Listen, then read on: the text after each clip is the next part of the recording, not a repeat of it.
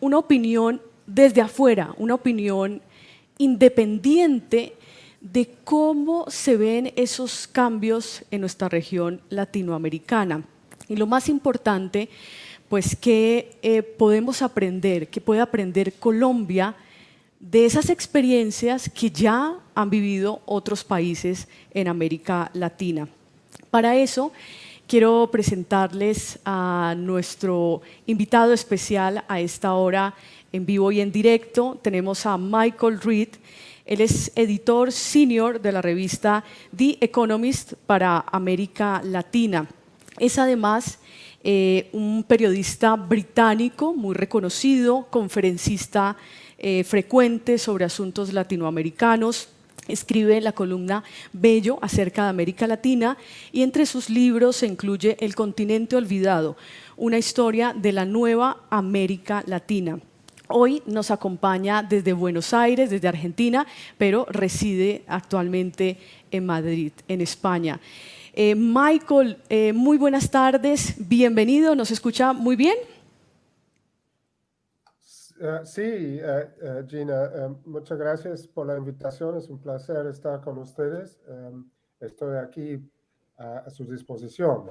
Muchísimas gracias, Michael. Vamos a comenzar con una intervención suya de aproximadamente 15 minutos para que nos dé todo su panorama general y luego de eso vamos a tener una conversación de unos 45 minutos en el que, repito, vamos a recibir preguntas de nuestro público especial.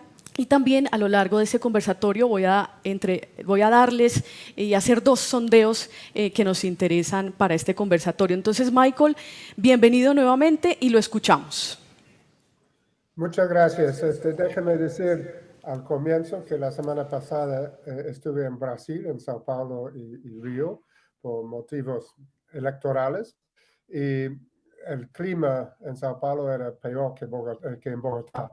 Y agarré un resfrío que entonces si toso un poquito pido disculpas. Déjame empezar diciendo que estamos hablando de un contexto mundial para América Latina extremadamente complicado y son tiempos complicados en el mundo en general. Claramente vivimos en una época nueva comparado con hace unos años. Como ustedes saben, ya no es el mundo post-Guerra Fría con una sola hiperpotencia mundial y con la democracia liberal y la economía del mercado avanzando en muchas partes. En primer lugar, el mundo ya ha entrado a una nueva confrontación geopolítica entre Estados Unidos y sus aliados y China. Y todo indica que esto va a ser duradero. Esto ya ha llevado a un cierto repliegue en la globalización, aunque hay debate sobre cuán fuerte es ese repliegue. Hay alguna tendencia hacia lo que se llama el nearshoring, de acortar geográficamente las cadenas de abastecimiento de las empresas y la retirada de algunos multinacionales de sus operaciones en China, proceso que desde luego ofrece oportunidades a América Latina y diría a Colombia en particular por su posición geográfica. En segundo lugar, ya hay una guerra caliente en Europa. Desde el punto de vista económico, la guerra en Ucrania ha intensificado desequilibrios que vienen de la pandemia y hasta antes.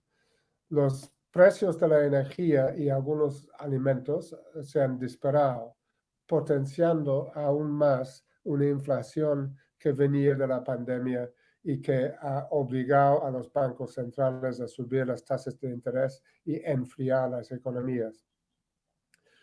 Por lo tanto, la larga época de dinero barato ha llegado a su fin y eso tiene implicaciones para los gobiernos y las empresas de América Latina. Parece inevitable que la economía europea entrará en recesión y probablemente pasará lo mismo en Estados Unidos y posiblemente en China también. En tercer lugar, la democracia está a la defensiva, con un avance de los autoritarismos y populismos nacionalistas, incluso en algunos países de América Latina.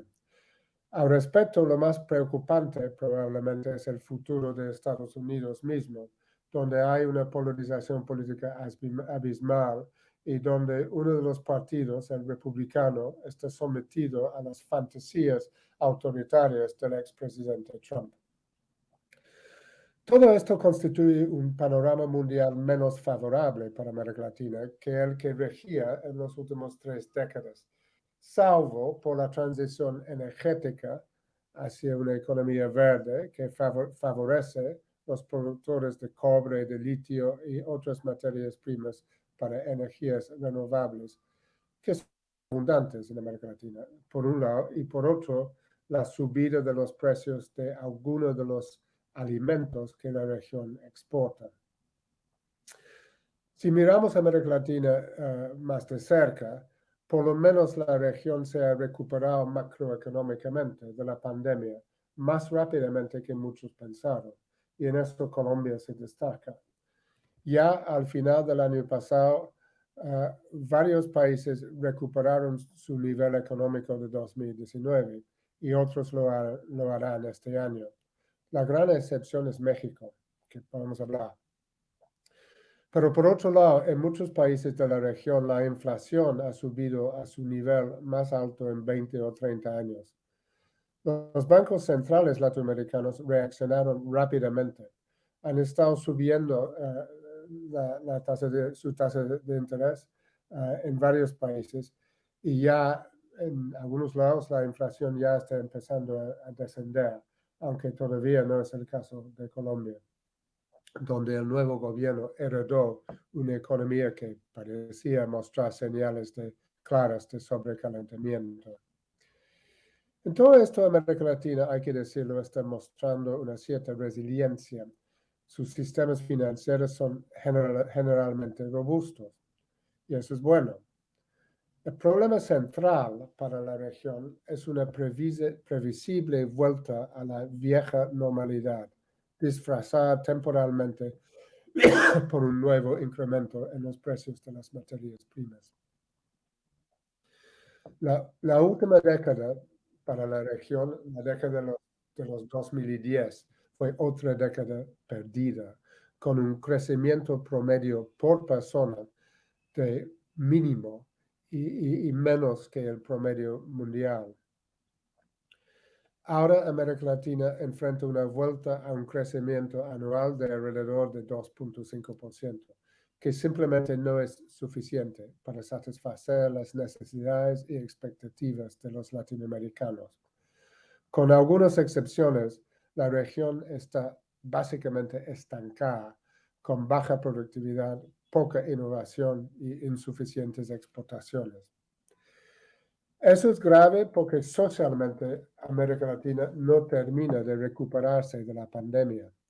El empleo, especialmente para mujeres, y los salarios están debajo de su nivel de 2019, con más gente trabajando en la economía informal. Si bien las ayudas de emergencia de los gobiernos hicieron que el incremento en la pobreza fue menor que se temía, lo peor podría venir con el impacto de la inflación sobre los ingresos. Perdón. Hay pérdidas en la educación que van a incrementar la desigualdad futura. Los colegios en muchos países de América Latina estuvieron cerrados por casi 2 años, más tiempo que en cualquier otra parte del mundo, excepto el sur de Asia. Eso para mí es un escándalo silencioso. Muchos niños en hogares pobres simplemente no tenían la posibilidad de recibir clases vía Internet. Se calcula que en términos efectivos se ha perdido algo como 1.8 años de educación en promedio. Recuperar eso es un desafío grande. Este estancamiento económico en América Latina está acompañado por una frustración social, sobre todo entre generaciones jóvenes que son más educados por lo general que sus padres pero no han encontrado los trabajos que esperaron en invertir tiempo y a veces dinero en su educación. Si se añade a esto las disfunciones y desacrédito de los sistemas políticos democráticos en muchos países, hay ahí una trinidad nefasta de problemas que se refuerzan mutuamente y constituyen una trampa de desarrollo. Y como saben, este cuadro ha llevado a varias expresiones de descontento que vienen de antes de la pandemia. Por un lado, la tendencia dominante en las elecciones por varios años ha sido votar por la oposición, cualquiera que sea. La ola de victorias de la izquierda en la región representa una rebelión contra el statu quo más que una opción ideológica definida desde mi punto de ver. Todo indica, por ejemplo, que este fenómeno de oposición al statu quo traerá un gobierno de centro derecha en la elección en Argentina, donde estoy, el año que viene. Por otro lado, hemos visto estallidos sociales en las calles que muestran la frustración con la política institucionalizada.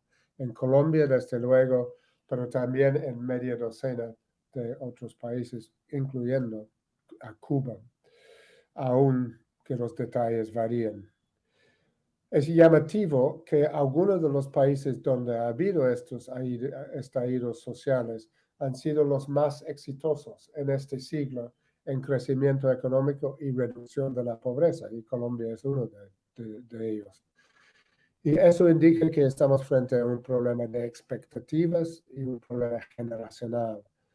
Son las generaciones jóvenes que sienten la frustración mayor. El descontento social se da en un contexto de polarización y fragmentación política y refuerza esas tendencias. Esa polarización ha llevado a la erosión del centro moderado y reformista frente a los populismos y extremismos de izquierda o derecha. Eso es un fenómeno global y responde en parte a los problemas de las democracias en una era digital de redes sociales que polarizan y simplifican el debate. Pero es particularmente aguda en América Latina, dado la fragilidad preexistente de los partidos políticos en la región y de las instituciones en general y de los medios de comunicación tradicionales.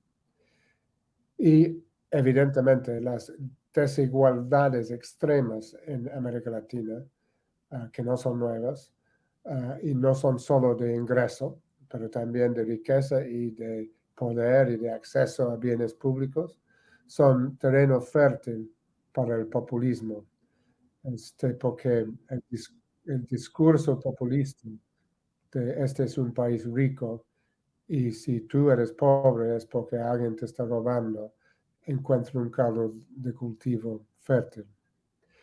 A la vez, hay una fragmentación de la política. Como resultado, para bien o para mal, es difícil que los nuevos gobiernos en muchos países gocen de una mayoría legislativa. Hay nuevos clivajes políticos, ya no solo derecha e izquierda, pero también diferencias basadas sobre temas de identidad religioso, sexual o étnico, no solo sobre clases sociales. Las políticas de identidades suelen dividir y no unir a sociedades. Pero ojo, el rechazo popular al texto de la nueva Constitución en Chile representa una derrota aplastante a las políticas de identidad de izquierda. Y vamos a ver qué pasa en Brasil el 30 de octubre. Pero si Lula derrota a Bolsonaro, que es probable pero no inevitable, eso representaría una derrota para las políticas de identidad de la derecha. En resumen, en los últimos 5 o 6 años, la política, con todos sus defectos, ha sido tal vez el factor determinante en la economía, Entonces, ¿qué vendrá? Voy a dejar los detalles de cada país para las preguntas, pero para mí es una pregunta abierta en general en la región si el efecto a mediano plazo de la pandemia y su recesión va a ser de crear las condiciones para más estallidos sociales, o más bien los latinoamericanos van a estar demasiado ocupados con lo básico, en poner alimentos en su mesa. Como dije, no veo un ciclo largo de gobiernos de izquierda, pero sí es importante destacar que hay una demanda para un nuevo contrato social que esos gobiernos o algunos de ellos recojan. Y eso implica más gasto público para gastar sobre todo en mejor salud, mejor educación, mejores pensiones, mejor transporte público, mejor medio ambiente. Y creo que sería políticamente peligroso para la derecha en la región ignorar eso. Y obviamente un elemento en el programa del presidente Petro recoge esa realidad. Si bien creo que el péndulo político va a seguir operando en la región, hay un deterioro institucional preocupante que afecta el desempeño de los sistemas políticos, en algunos países de los sistemas de justicia, en algunos países del desempeño del Estado y su eficacia o no. Y bueno, con eso dejo mis comentarios generales para entrar en más detalle en las preguntas y mis respuestas. Muchas gracias.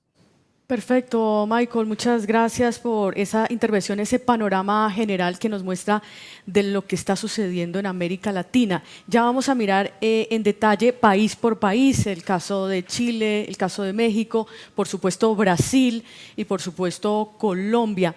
Pero antes de eso, quisiera preguntarle ¿cómo cree que están respondiendo estos gobiernos de izquierda actualmente en Latinoamérica a ese estancamiento del que nos estaba contando y ese rezago que todavía traemos de la pandemia y a todas esas demandas sociales en un contexto, por ejemplo, de muy alta inflación en la región? Bueno, la respuesta yo pienso que depende un poco, varía un poco de país en país, ¿no? Um, en México, por ejemplo, el presidente Andrés Manuel López Obrador, que sigue siendo bastante popular, pero él, porque su obsesión es la soberanía nacional y teme una dependencia que la deuda externa podría traer, él optó por no incrementar el gasto social en la pandemia, ¿no? Que es sorprendente para un gobernante que se llama de izquierda, ¿no? Y el resultado es que México ha tardado mucho más que otros países en recuperar su nivel de actividad. En otros países, bueno, a ver, hay ciertas semejanzas, creo, entre la situación de Chile y de Colombia, en que en ambos países, presidentes de derecha, digamos, centro derecha, sí invirtieron en ayudas de emergencia durante la pandemia. Probablemente las mantuvieron por demasiado tiempo. Y en ambos casos hay economías sobrecalentadas. El gobierno en Chile, el nuevo gobierno está haciendo un ajuste fiscal que es necesario y el Banco Central está incrementando las tasas de interés. Entonces la economía chilena está al borde de entrar a una recesión. No creo que va a ser una recesión muy fuerte ni muy largo necesariamente. Y la situación en Colombia es semejante. Pero creo que por lo general Bueno, Argentina es un caso aparte, ¿no? En que hay una inflación que ha sido alta por varios años, y hay un deterioro social, hay poco crecimiento, hay un gobierno débil, que carece de reservas internacionales y carece de acceso a crédito. Y todo el mundo realmente está esperando para la elección del año que viene, ¿no? De aquí a un año. En general diría que, con la excepción parcial de México, estos gobiernos de izquierda sí recogen la demanda para un nuevo contrato social. Por eso los proyectos de reforma tributaria, léase incremento de impuestos, tanto en Colombia como en Chile. Diría, para terminar, que creo que el peligro para estos gobiernos de izquierda es tratar de acortar, tratar de enfrentar, abrir demasiado frentes, digamos, ¿no? Y porque no son gobiernos con mayorías sociales y políticos amplios, tienen que entran con capital político, pero no tienen tanto capital político para gastar. Y si empiezan a trabajar en muchos frentes, inevitablemente van a crear oposiciones, ¿no? Entonces, me parece que una mirada estratégica de prioridades es importante.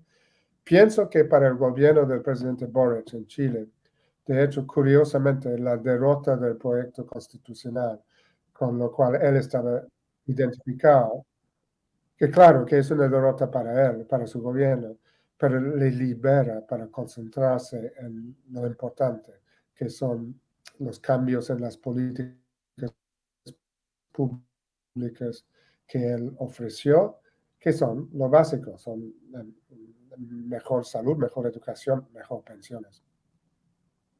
Entonces, depende de cada país. En ese sentido, quisiera preguntarle, Michael, si uno puede acá diferenciar como qué tipos de tendencias de gobiernos de izquierda hay en la región, porque es muy distinto cuando usted nos habla de México, muy distinto con lo que acaba de pasar en Chile, muy distinto Colombia, que apenas lleva 2 meses este nuevo gobierno.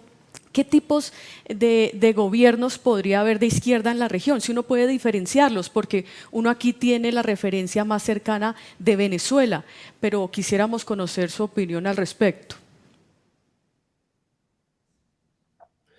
Bueno, en la primera ola rosada, como fue llamado por algunos, en la región al comienzo del siglo XXI, había una distinción que algunos hacían, por ejemplo, Jorge Castañeda, ex canciller de México y científico político, que entre dos izquierdas, uno básicamente socialdemócrata en Brasil, en Uruguay, en Chile, y una populista en ese tiempo en Argentina con el kirchnerismo, en Ecuador con el Rafael Correa, en Venezuela con Hugo Chávez, ¿no? Creo que ahora es más complicado, de hecho. Hay muchas diferencias entre los nuevos gobiernos de izquierda. Obviamente hay cierta solidaridad retórica, digamos, y cierta visión compartida del mundo, pero hay diferencias algunos son más populistas que otros. Hay una diferenciación en políticas o posiciones frente a estilos de vida, digamos, ¿no? El tema de aborto, de matrimonio gay,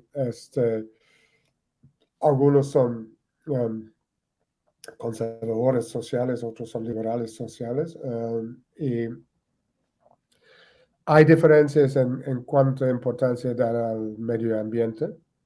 Para el presidente Petro es un tema importante. Quiere restringir la inversión en hidrocarburos.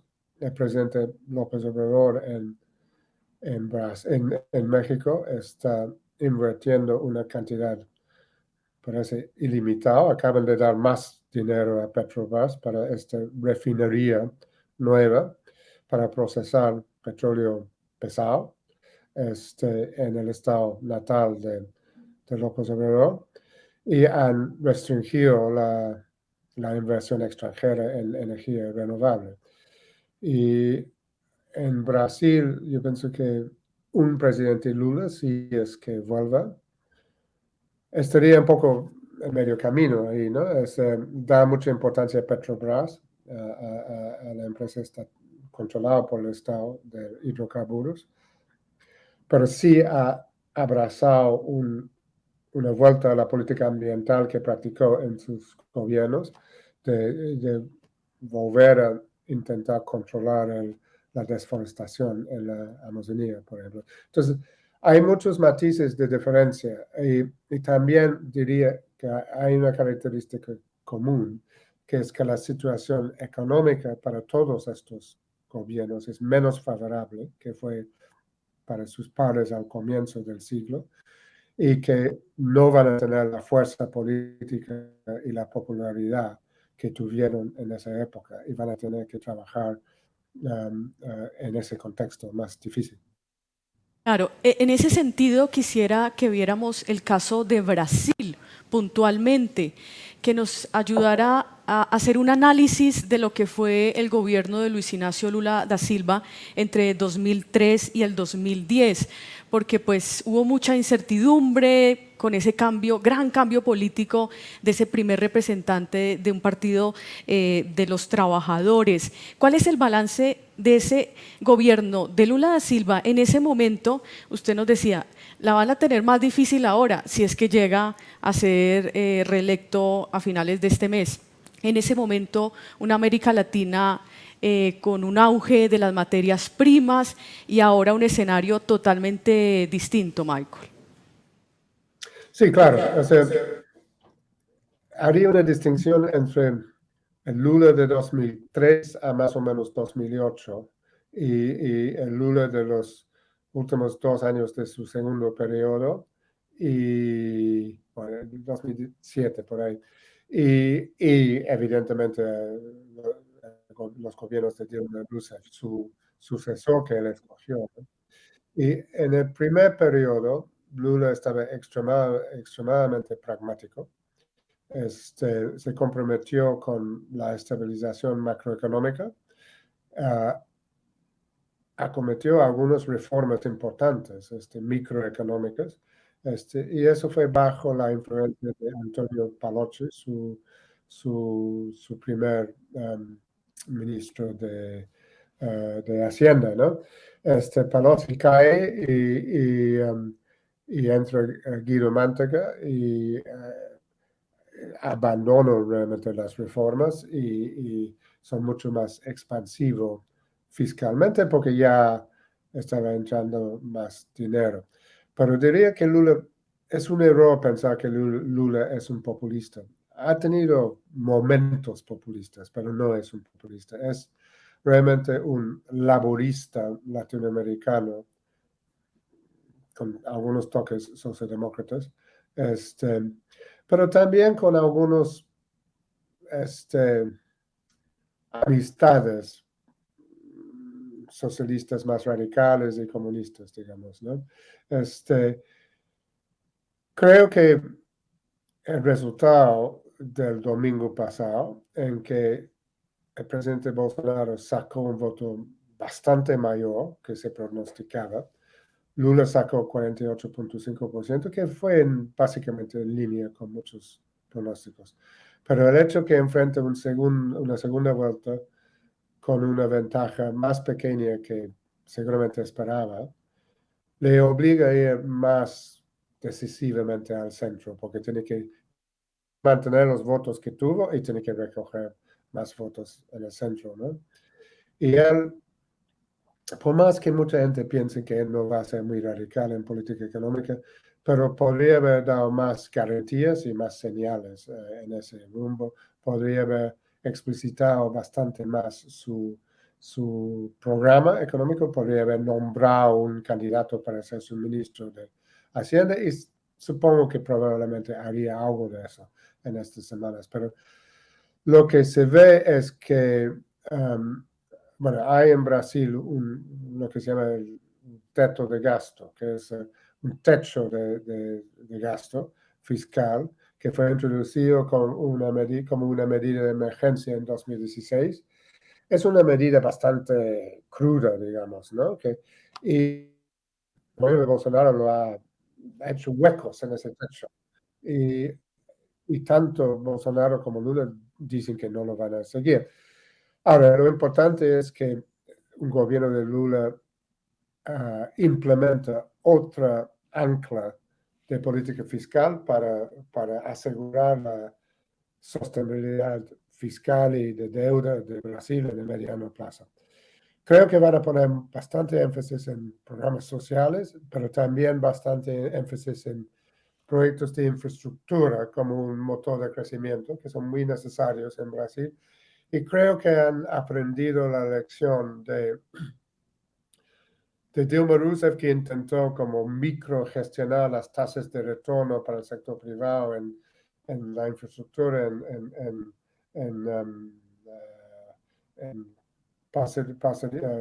sociedades, asociaciones privadas públicos, perdón, y no hubo inversión como resultado. Entonces, van a dejar entrar inversión privada en infraestructura, van a hacer un esfuerzo en la Amazonia, y yo pienso que eso posibilitaría potencialmente la ratificación del acuerdo comercial entre la Unión Europea y Mercosur. Perfecto. Y cómo, brevemente, Michael, ¿cómo le parece esa idea de no respetar esos techos del gasto en medio de todas estas necesidades en el caso de Brasil, independientemente de quién sea escogido presidente? Hay que ver la situación. Si Brasil recauda como 35% del PIB en impuestos, que es bastante para su nivel de ingreso, y gasta un poco más que eso. Mucho de ese gasto es ineficiente y no es socialmente progresivo. Muchos son subsidios a intereses cooperativos. Hay ese mismo problema en Argentina, creo que hay algo de eso en Colombia, ¿no? Entonces, me parece importante que se hace un ajuste fiscal y tendrá que ser en el mediano plazo por la vía de reducción, principalmente de reducción de gasto. Entonces, el techo de gasto se ha convertido como una especie de símbolo, pero lo importante es que hay una política fiscal creíble. Y si hay eso, los inversionistas van a tranquilizarse y puede haber más crecimiento que lleva a más recaudación de impuestos, ¿no? Como el tiempo corre, quisiéramos pasar ahora a México. ¿Cuál es su análisis de la gestión de Andrés Manuel López Obrador? Porque también generó pues mucha incertidumbre, finalmente una afectación en las tasas de crecimiento, en las relaciones exteriores de ese país. ¿Cuál es su balance a estas alturas de lo que es AMLO en México? AMLO es un paradojo, ¿no? Porque por un lado su desempeño concreto en políticas públicas ha sido bastante decepcionante, ¿no? Como acaba de decir usted, la economía ha crecido bastante debajo de su potencial. Debe ser un momento fantástico para México, porque por lo menos hasta ahora la economía de Estados Unidos estaba creciendo fuertemente. Hay este proceso de nearshoring, de reubicación de fábricas de Estados Unidos. El norte de México es la zona ideal para esas fábricas, ¿no? Y algunos han llegado, podría haber llegado mucho más. Y México tiene grandes oportunidades en energía renovable, por ejemplo, ¿no? Y no se ha aprovechado de eso. Su desempeño en el tema de seguridad, que es el otro gran tema en México, es bastante decepcionante. La situación de seguridad no ha mejorado, en algunas partes del país ha empeorado, y hay zonas importantes rurales que el Estado no controla, básicamente, ¿no? El problema que es familiar para ustedes en Colombia, ¿no? Y por otro lado, Andrés Manuel López Obrador sigue siendo uno de los presidentes más populares de América Latina, con una aprobación de alrededor del 60%. Su candidato escogido probablemente ganará la elección presidencial en 2024. ¿Por qué? Básicamente porque el grueso de la población cree en él. Él ha logrado proyectar una figura. Él conoce México como nadie. Ha viajado por cada pueblo, ¿no?, de México más que una vez. Y la gente cree que él está del lado de ellos y que los gobiernos anteriores no estaban, ¿no? Entonces, es trágico que es para mí que este hombre con tantos recursos políticos tiene una visión tan atrasada de México, porque realmente su proyecto es reaccionario en el sentido puro de la palabra, de llevar a México para un pasado imaginado, dorado, de los 50, 60, 70, del PRI, de lo cual Andrés Manuel era militante por mucho tiempo, ¿no? Y entonces creo que México no está aprovechando como podía, en resumen, una gran oportunidad, que es desafortunado. ¿Podría ser ese el mismo caso de Perú con el gobierno de Pedro Castillo? ¿En algo podría haber similitudes allí? Vemos un gobierno que está atravesando por una gran inestabilidad interna, pero no sé si acá pudiéramos ver algo de semejanzas con lo que nos acaba de decir de México. El Perú es un caso mucho más triste, ¿no? O sea, el Perú le iba bastante bien económicamente, con mucha pujanza, mucho crecimiento, mucha reducción de la pobreza. El problema siempre era la debilidad política e institucional, y eso finalmente se hizo agudo, ¿no? A partir de 2016, en un periodo en que había 3 o 4 presidentes, dos congresos, culminó en la elección del año pasado, en que ningún candidato en la primera vuelta consiguió más que 15% del voto total. Y en la segunda vuelta, entre Pedro Castillo y Keiko Fujimori, Castillo gana por un pelo, más que nada por un rechazo a Keiko Fujimori. Ha resultado, tristemente, un hombre absolutamente inepto para el cargo, sin la experiencia o las cualidades necesarias, con una volatilidad ministerial extremo de 78, creo que es, ministros en 14 meses. Y frente a él un Congreso fragmentado, muy desacreditado, con algunos comportamientos personales inaceptables, y que 2 veces ha intentado vacar, que es una figura en la Constitución peruana que permite hacer un impeachment, ¿no?, del presidente. 2 veces fracasó, y eso es en parte porque la izquierda tiene suficientes votos para bloquear eso por poco, pero también porque hay sectores de la derecha que son muy cómodos con este presidente, que es débil y que les deja hacer lo que quieren en términos de desregular sectores con intereses económicos ilícitos, básicamente. Entonces uh, cierta, hay una inestabilidad, pero una cierta estabilidad de esa inestabilidad. Si eso va a durar, no sé. Es posible que haya otro intento de vacar al presidente. Si hay señales de descontento en la calle, que no ha habido mayormente hasta ahora, entonces eso podría llevar a un impeachment y a una nueva elección, ¿no? Antes de pasar a Colombia, quisiera rápidamente conocer su opinión de Chile. Ya nos había hablado un poco de como esta frustración que hay entre los ciudadanos a raíz del rechazo de esta nueva constitución que se hizo en el país. La gente dice no, pero avanza ese proceso constituyente. Un gobierno que llegó con muchas expectativas, pero que también ahora hay mucha frustración. ¿Cuál es su opinión de lo que pasa en Chile antes de mirar las lecciones para Colombia? Bueno, efectivamente hubo una especie de revolución en el estallido social que no fue exento de cierta violencia y llevó al proceso constituyente como una salida institucionalizada y hubo un momento de izquierda, digamos, ¿no?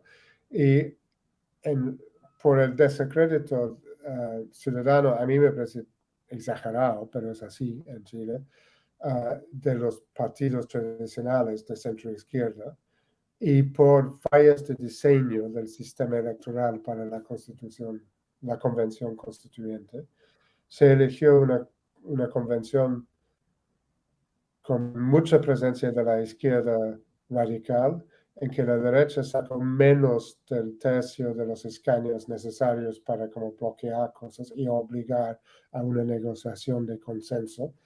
Y esa convención rápidamente quedó claro que no fue representativo del momento político tal como evolucionó en Chile, más hacia una contrarrevolución, entre comillas, ¿no? Que se mostró en la elección presidencial del año pasado, en que un candidato de derecha dura fue primero en la primera vuelta. Boric gana en parte por el rechazo a Kast de la derecha, ¿no? Y entonces, lamentablemente, la convención no hizo un esfuerzo de hacer una constitución amplia que podría tener un consenso. Hizo un texto de constitución partidario y no amplio, ¿no? Entonces hubo el rechazo tan fuerte, que fue más fuerte que se pensó en el plebiscito. Entonces ahora hay una discusión en el Congreso sobre cómo avanzar. Me parece importante que hay otro intento de tener una constitución nueva, porque es evidente que, o sea, en el primer referéndum sobre si tener una convención constituyente o no, 80% de los que votaron, y solamente es como Colombia, solamente como 55%, 50% votan, pero 80% votaron sí por tener una nueva constitución. No es que quieren seguir con la constitución actual, que aunque muy modificado, nació con Pinochet. Pero no quieren una constitución de izquierda radical. Entonces, va a haber probablemente otra convención más acotada, más breve, con más garantías que representan más a la sociedad, más precisamente en términos políticos a la sociedad, y ojalá que logre una constitución más breve y que tenga más consenso. Salga del consenso. Bueno, ahora sí vamos a pasar a Colombia, pero Michael, lo quiero invitar a que veamos el siguiente sondeo para nuestro público que nos sigue a esta hora en directo en todas nuestras redes sociales, en YouTube, en Facebook. Vamos a lanzar una pregunta para que ustedes puedan allí respondernos y la tenemos ahí en pantalla. Una pregunta sobre el dólar. ¿En qué nivel cree que cerrará el dólar en Colombia en 2023? Les dejo las opciones para que vayan respondiendo de una vez. Por debajo de 3.900, entre 3.900 y 4.100. Entre 4.100 y 4.300, entre 4.300 y 4.500, entre 4.500 y 4.700, entre 4.700 y 4.900 o por encima de 4.900. Ya pueden votar y miramos de una vez los resultados que me dicen que ya los tenemos ahí en pantalla para ver qué estaban esperando las personas que nos están viendo hasta ahora en directo sobre lo que podría pasar con el dólar en Colombia el próximo año. Mientras nos aparece allí el resultado, que todavía no lo tengo en pantalla, vamos a verlo, si lo tenemos ahí en pantalla. Mientras tanto, mientras nos lo ponchan allí en directo, Michael, quisiera preguntarle, en Colombia específicamente, este gobierno lleva apenas 2 meses, el gobierno de Gustavo Petro. ¿Cómo le parecen los anuncios que han hecho hasta el momento desde esta administración, por ejemplo, en reforma tributaria o el cambio de las reglas de juego para el sector petrolero? Bueno, mis apreciaciones son desde lejos, ¿no? Pero diría que entiendo la prioridad del nuevo gobierno de tener una reforma tributaria para cumplir con algunos de los compromisos sociales que finalmente el electorado colombiano endosó, ¿no? De lo que he visto, el gobierno está dispuesto a negociar ahí con el Congreso. Seguramente va a sacar menos que quería al comienzo. Eso es normal en un proceso de negociación. Obviamente, siempre en estas cosas tributarias mucho depende del detalle que sale. Pero en principio no me parece. Bueno, hay un problema en Colombia que creo que el ministro Campo, que creo que va a estar con ustedes, ¿no? Y pueden preguntar a él, pero creo que él ha reconocido que el impuesto cooperativo en Colombia es bastante alto en términos comparativos. Entonces, lo ideal sería poder reducirlo un poco, ¿no? Pero compensarlo y más con otros impuestos, ¿no? Por lo general, en América Latina los impuestos sobre la propiedad son bajas relativamente comparado con países desarrollados. En Colombia yo pienso que debe haber una discusión, y creo que el presidente Petro ha planteado esto, en cuanto a un impuesto sobre la propiedad rural, ¿no? Porque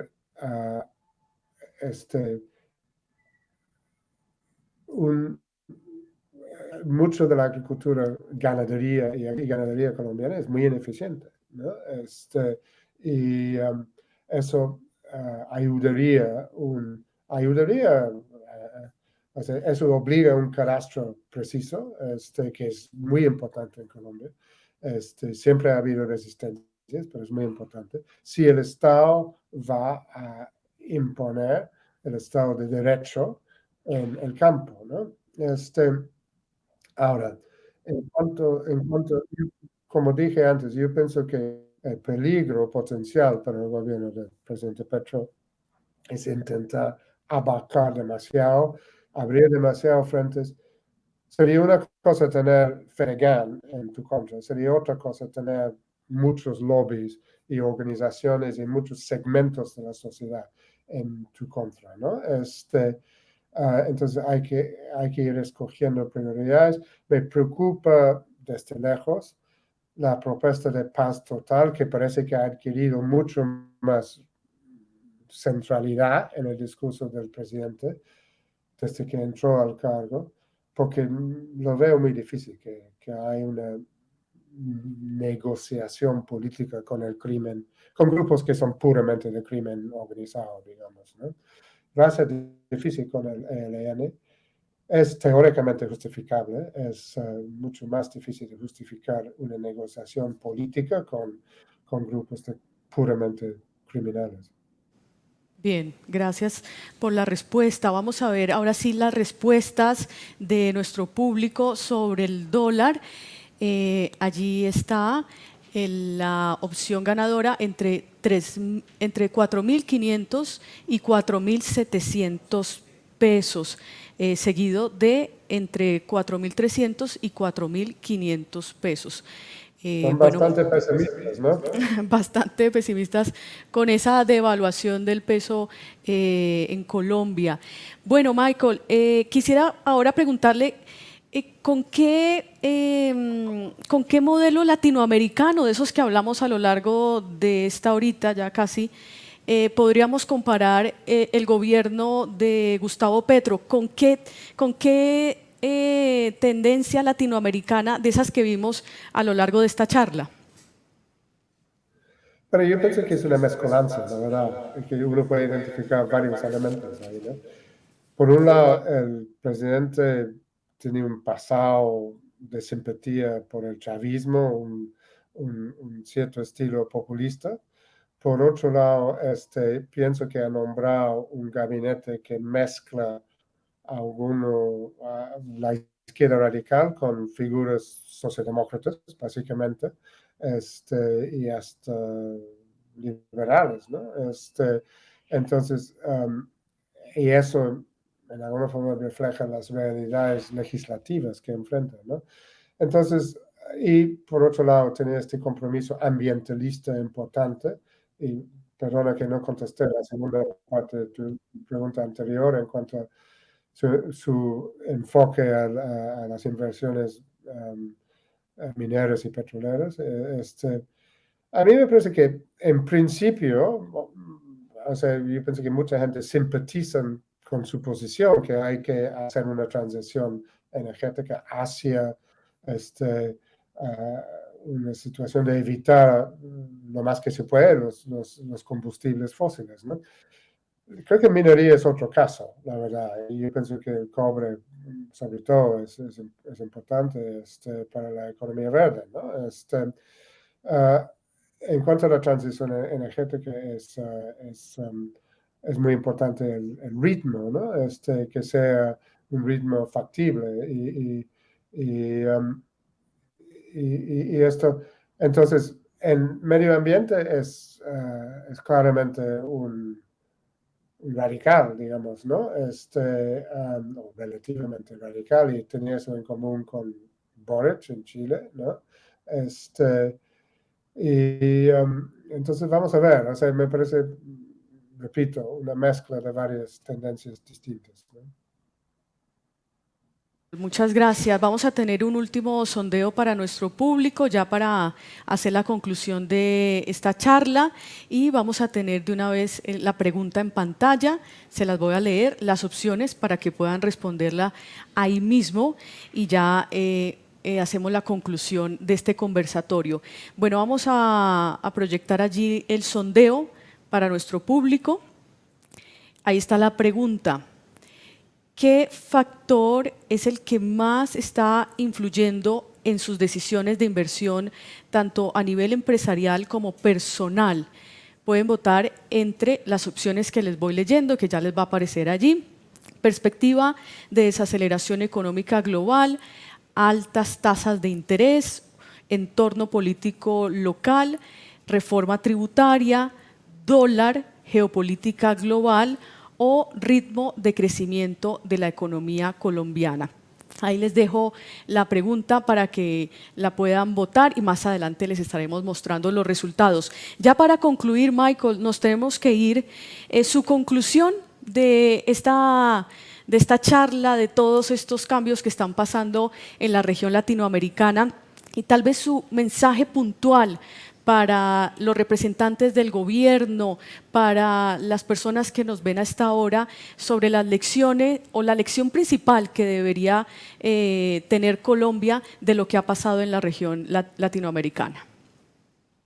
Creo que el desafío para la región es hacer más para satisfacer las demandas sociales legítimas sin comprometer o dañar las condiciones para la inversión privada productiva. Y es esa combinación que es esencial para la región. Y también el segundo punto sería, es importantísimo recuperar un intento, las condiciones para emprender reformas. Reformas es una palabra muy vaga, ¿no? Pero lo que quiero decir ahí es reformas que llevan a incrementar la productividad en las economías latinoamericanas, que no ha crecido en mucho tiempo, ¿no? Y está cada vez más atrasada comparada con la productividad en los países avanzados. Y es por muchas cosas, pero sobre todo hacer un Estado más eficiente, más capaz, más eficiente, mejorar la infraestructura, abordar el tema laboral, que una situación en que muchos latinoamericanos trabajan en la economía informal y no tienen nada de derechos y otros tienen derechos que dificultan mucho el comportamiento empresarial. Entonces, esas dos cosas, recuperar condiciones políticas para hacer reformas, que implica diálogo, implica comunicación, implica valorar otra vez lo técnico, pero con una proyección política, ¿no? Y no esa desconexión entre lo técnico y lo político que hay en este momento, ¿no? Y avances sociales y combinado con inversión privada. Pues Michael, muchísimas gracias. Michael Reed, editor senior de la revista The Economist para América Latina. Muchísimas gracias por su análisis, por este tiempo que nos entregó esta tarde, hoy desde Buenos Aires, Argentina. Le mandamos un muy fuerte abrazo y muchísimas gracias. Muchas gracias a ustedes. Que estén muy bien. Muchas gracias. Hay mensajes importantes de nuestro panelista, escoger prioridades, y hay un peligro en el querer abarcar demasiado, abrir demasiados frentes. Continuamos.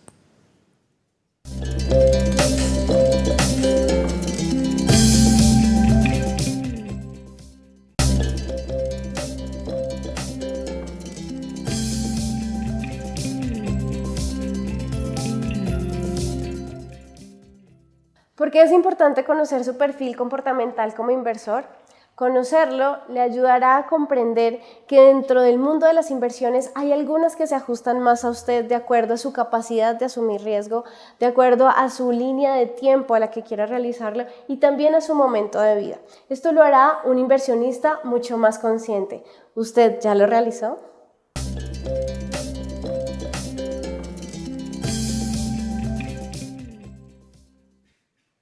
Muy bien, si quieren conocer ese perfil de inversionista, pues pueden ingresar de una vez a este landing de este evento. Allí pueden diligenciar esa encuesta en el botón que van a encontrar abajo que dice personalidad inversionista. Personalidad inversionista, allí pueden ustedes diligenciar esta encuesta. Bueno, en este momento los quiero invitar a conocer, ya vimos la experiencia latinoamericana, lo que ha pasado con todos los países en esta región y lo que han hecho los gobiernos en estos últimos años. Ahora vamos a conocer la visión del ministro de Hacienda de Colombia, José Antonio Campo, sobre, por supuesto, la economía colombiana, sobre las finanzas públicas. Ustedes saben muy bien, en este momento pues hace trámite y tránsito la reforma tributaria en el Congreso de la República, y debido a esto y a la agenda del ministro, nosotros tuvimos la conversación con el ministro Ocampo justo antes de este evento y esa es la conversación que vamos a ver a continuación. Los dejo entonces con la visión del ministro de Hacienda.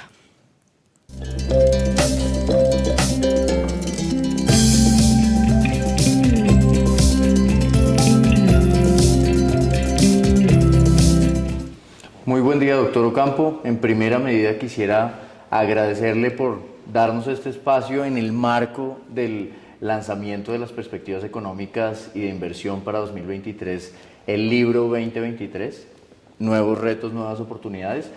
En esta oportunidad, doctor Ocampo, quisiera preguntarle un poco sobre el panorama de la economía para el 2023 y sobre todo teniendo presente la reciente decisión del Banco de la República de incrementar la tasa de interés a 10%, pero que junto a esa decisión vino una revisión a la baja sobre la perspectiva de crecimiento económico para el 2023. Quisiera preguntarle un poco cuáles son las perspectivas que se tienen desde el Ministerio de Hacienda en materia de crecimiento económico, de inflación, cómo prevé un poco que pueda fluctuar la tasa de interés para el próximo año en la economía colombiana. En realidad aquí hay efectos nacionales e internacionales importantes. Digamos, en términos nacionales, digamos, la economía en realidad parece haber llegado a su pico en el mes de abril, de acuerdo con los datos del índice de actividad económica del DANE. Desde entonces hay un estancamiento o incluso una ligera tendencia a la baja. Obviamente salen todavía muy fuertes los crecimientos con respecto al año pasado, pero ya con respecto a abril la situación es menos positiva. Hay otros elementos de todas maneras favorables, bueno, la última encuesta de empleo